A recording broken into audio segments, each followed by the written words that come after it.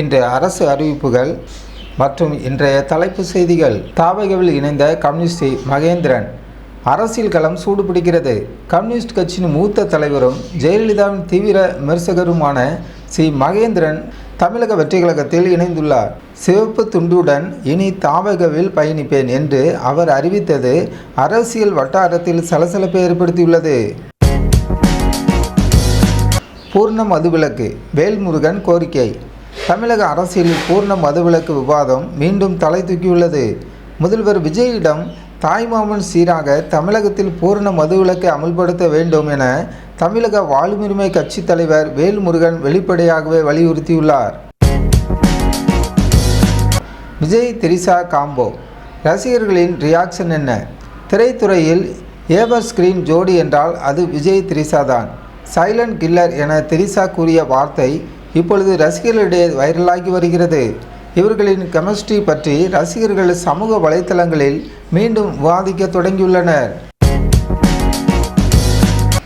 முதியவர்களுக்கு happy news. இலவச bus pass.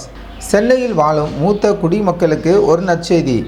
June 21 முதல் ஜூலை 31 வரை கட்டணமில்லா பேருந்து பயண டோக்கன்கள் விநியோகிக்கப்பட உள்ளன. முதியவர்கள் இதை தவற விடாமல் பெற்றுக்கொள்ளுங்கள். அதிரடியில் முதல்வர் விஜய். திமுகவிற்கு குறி. ஆட்சி மாற்றத்திற்கு பின் அதிரடி காட்டுகிறார் முதல்வர் விஜய்.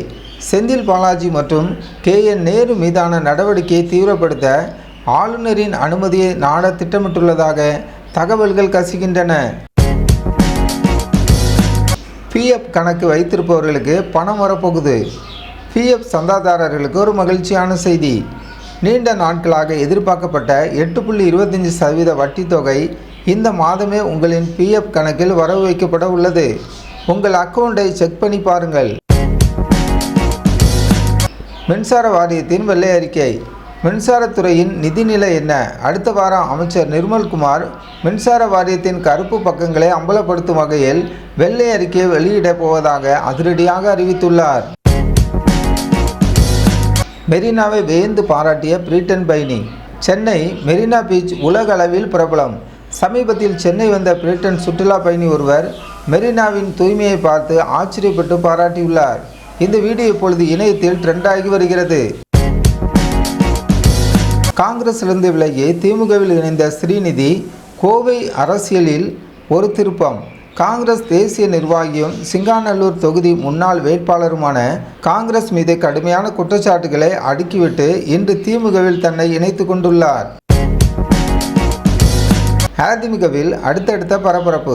எடப்பாடி பழனிசாமி தரப்புக்கு அதிர்ச்சி தரும் வகையில் CV சண்முகம் மற்றும் SP வேலுமணி ரகசிய ஆலோசனை நடத்தியுள்ளதாக தகவல். விஜயபாஸ்கர் ராஜினாமாவுக்கு பின் இந்த சந்திப்பு ஏன்? கட்சிக்குள் மீண்டும் குழப்பமா?